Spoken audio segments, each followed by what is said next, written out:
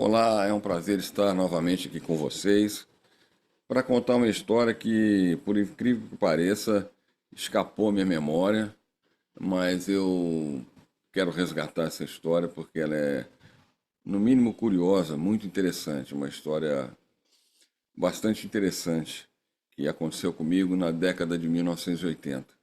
No final do vídeo, eu vou colocar novamente aqui, a pedido, colocar aqui novamente o QR Code do nosso grupo de WhatsApp, tá bom?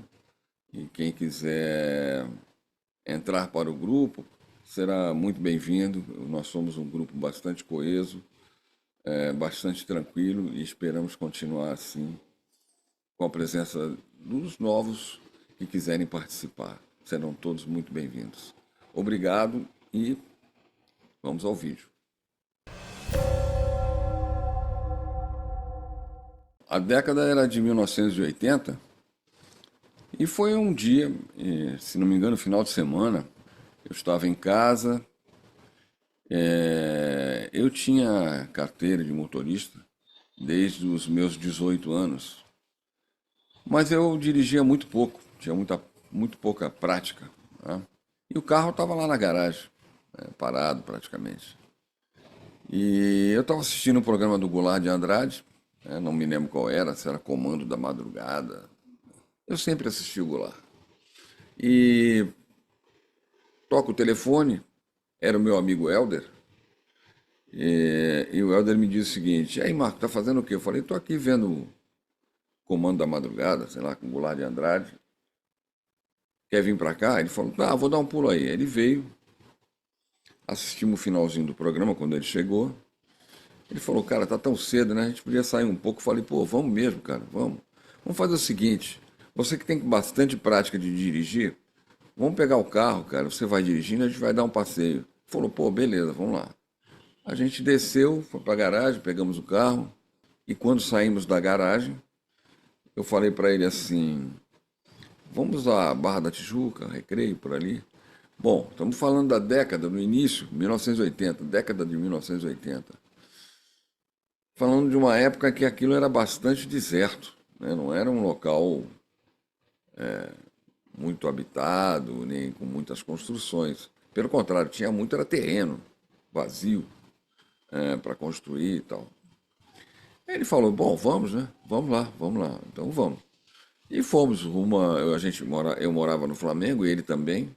Então fomos para a Barra da Tijuca, que é um bocadinho longe do Flamengo, né? Não, pelo menos uns 20 e tantos quilômetros, né? E mais até o Recreio seria 30 e tantos quilômetros por aí, tá? Fomos, fomos batendo papo, ouvindo rádio, ouvindo música, falando assuntos diversos.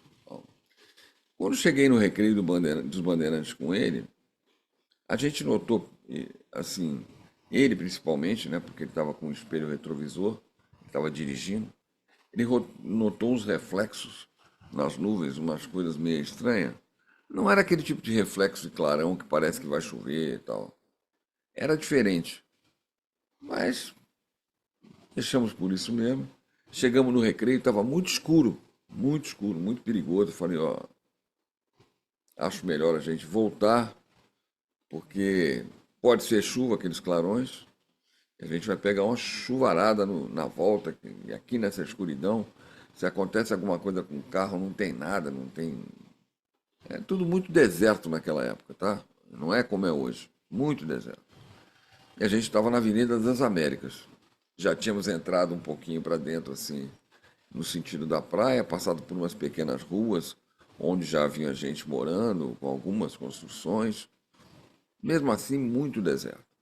Aí resolvemos voltar para a Avenida das Américas, que é que corta do Recreio dos Bandeirantes à Barra da Tijuca, para depois a gente passar por São Conrado, tal, e sair na Gávea, para depois vir para Flamengo e outros bairros. Tal. Bom, voltamos, né? E quando estávamos na metade, mais ou menos, na altura de Jacarepaguá, ou seja, não que a gente estivesse em Jacarepaguá, claro que não, nós estávamos na Barra da Tijuca, na Avenida das Américas. Mas para o lado de Jacarepaguá, que seria meu lado esquerdo e o dele também, nós notamos uma luz muito estranha. Era uma luz que ela subia de baixo, né, para cima, em um determinado ponto, e ela tinha várias cores. Ela tinha vários feixes e girava e aumentava, e diminuía e pulsava.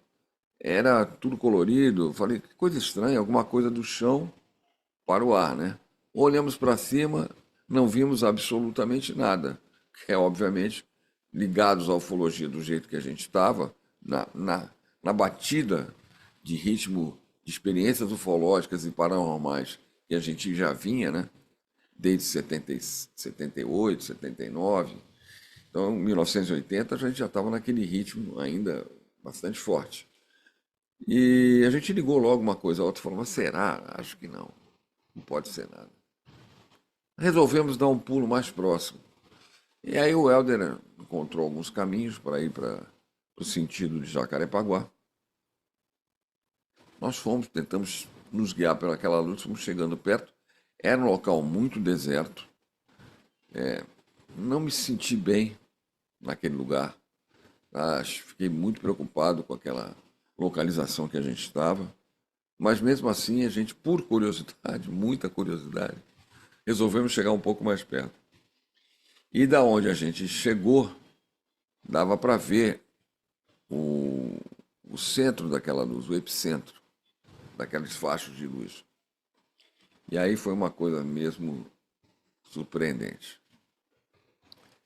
Naquele terreno gigantesco, completamente vazio e sem nenhuma vizinhança em volta, sem nenhuma construção, naquela escuridão, havia uma nave, um objeto, um UFO, como queiram, pousado naquele lugar. Ele não estava pousado fixo no solo. Ele estava flutuando, digamos a 1 metro e pouco. Não dava para saber e não dá para me lembrar agora também, por causa da distância tudo. Mas dava para ver bem, apesar da gente não ter binóculos ali. Afinal, a gente não saiu para isso. A gente saiu para dar um passeio. Mas dava para ver. Era uma luz muito forte, um objeto meio arredondado, tá, ovalado, e ele expandia luzes para cima, feixes de luz, de cores diversas. Tá? E aquelas cores às vezes giravam e aumentavam, expandiam, diminuíam, às vezes pulsavam menos, mais lento, mais rápido. Era uma coisa muito estranha, no meio do nada, absolutamente nada. Era um objeto, pelo que deu para a gente entender, inclusive conversando depois, quando a gente chegou em casa, o objeto era muito grande. Teria que ser muito grande para a distância que a gente estava e o tamanho e feixes de luz e o tamanho da luz que era. Eu calculo que aquele objeto, hoje, pensando um pouquinho, e naquela época também chegando a uma certa conclusão com o Helder, aquela luz, aquele objeto devia ter mais ou menos o tamanho de um ônibus. Né? Um ônibus interestadual, não é um ônibus municipal, não, um ônibus interestadual. Tá? Daqueles leitos grandes. Eu digo assim de comprimento, né? Não vi nenhuma escotilha, abertura, nenhum ser, não recebi nenhum sinal telepático, seja lá o que for, nem o Helder. A gente ficou assim meio abismado de estar na frente daquela experiência, né? Totalmente imprevista por nós, né? Uma coisa assim que aconteceu. E ficamos um tempo ali esperando para ver se aquilo sumia. E como aquilo não sumia, somente deu uma decoladazinha, subiu e voltou, né? A gente resolveu ir embora. E dali mesmo a gente fez a volta. Fizemos questão de retornar para a Avenida das Américas, pegar no sentido Zona Sul. E só vimos aquelas luzes apagarem. Quer dizer, eu vi olhando para trás um pouco quando o Helder me chamou a atenção pelo que ele estava vendo no espelho. Né?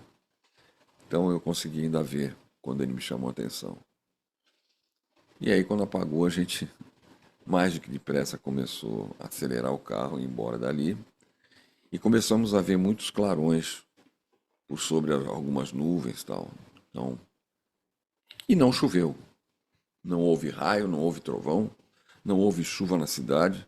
Isso a gente confirmou tanto no caminho quanto depois, no jornalismo, na televisão, tal. Nenhum anúncio de chuva no dia anterior. Naquele, se não me engano, ou era sexta para sábado ou era sábado para domingo. Não me recordo direito. É mais provável que fosse sexta para sábado. Mas então não houve chuva. Aqueles clarões não eram de chuva, ok? Aquele objeto nós vimos mais de perto para identificar o que era, né? E realmente era uma nave. Não tenho hoje não tenho nenhuma dúvida disso, tá? Confesso que na época nós ficamos bem perturbados com aquilo que a gente viu, apesar de estarmos vindo de várias experiências, como eu falei. Mas mesmo assim foi uma coisa totalmente inusitada para nós. Eu nunca tinha visto uma nave assim, daquela forma, daquela maneira, jogando feixes de luz coloridos para cima, girando, diminuindo e pulsando. Foi totalmente inesperado. Uma experiência incrível. Pena que não tínhamos máquina de fotografar. Enfim, era 1980, né? Começo da década de 1980. Não havia, não havia nem computador, né? Quanto mais celular, câmera. Eu tinha uma câmera, mas era mecânica, inclusive, estava em casa. Ninguém saía de noite com câmera, a não ser fotógrafo, provavelmente. Então a gente não estava preparado para isso. Não tenho registro em função disso. Uma pena não ter o Helder aqui do meu lado para poder corroborar com vocês toda essa história que eu estou contando aqui para vocês. Era uma história que tinha me fugido da memória. Só me lembro que tempos depois, vendo um canal desses a cabo, aí já na década de 2000 e tantos, né? Para cá. É que eu vi num programa de ufologia, né, numa dessas séries sobre ufologia, um caso, se não me engano, no Canadá, de um camarada que estava passando na estrada e viu a mesma coisa que a gente. E como eles tinham computação gráfica, eles, que eu digo a produtora que fez aquela série, eles puderam fazer mais ou menos o movimento e o objeto como era, e era exatamente, ou quase exatamente aquilo que nós vimos. Foi a mesma coisa que o camarada viu no Canadá, muitos anos depois, né? Mais de 25 anos depois. Então é uma história muito interessante. Eu não sei se eu vou conseguir encontrar a imagem, porque eu me lembro que quando eu vi essa série eu tentei fotografar a imagem para poder ilustrar. Se eu conseguir, eu coloco aqui para vocês terem uma ideia de como era a coisa. Se eu não colocar, me desculpem, mas é que eu não é tanto arquivo, tanta coisa que talvez eu possa não encontrar. Ok? Obrigado, vamos ficando por aqui hoje. Uma história um pouco mais curta, fora da nossa segunda temporada, mas eu precisava registrar essa história que nós, eu e Helder, passamos no início da década de 1980. Obrigado. Preste atenção que aqui vai aparecer um QR Code para vocês que forem interessados ou se interessarem e quiserem participar do nosso grupo de WhatsApp. Tá bom? Lá tem muita gente bacana. Aliás, lá só tem gente bacana. Pode ter certeza. E a gente está lá para bater papo, nos comunicar mais diretamente, responder perguntas, curiosidades, e que para vocês também possam contar a história de vocês, para que a gente possa compartilhar com vocês o que vocês viveram, a experiência de vocês. Tá bom? Eu agradeço. É só apontar a câmera do celular para o QR Code e ele vai diretamente para o nosso grupo de WhatsApp. Obrigado por assistirem, obrigado por tudo, obrigado pela paciência. Um forte abraço para vocês, para os familiares, para os seus amigos e uma excelente semana para todos. Até a próxima.